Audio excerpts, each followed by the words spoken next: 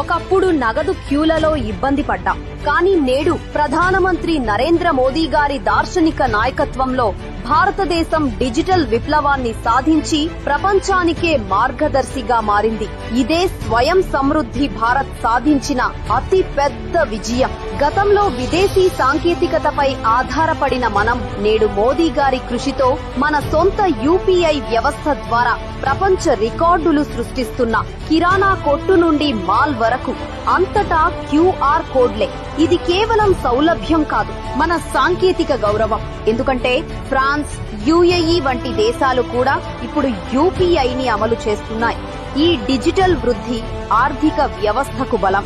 ఈ యూపీఐ వ్యవస్థ పారదర్శకతను పెంచుతూ వేల సంఖ్యలో ఉద్యోగాలను సృష్టిస్తోంది.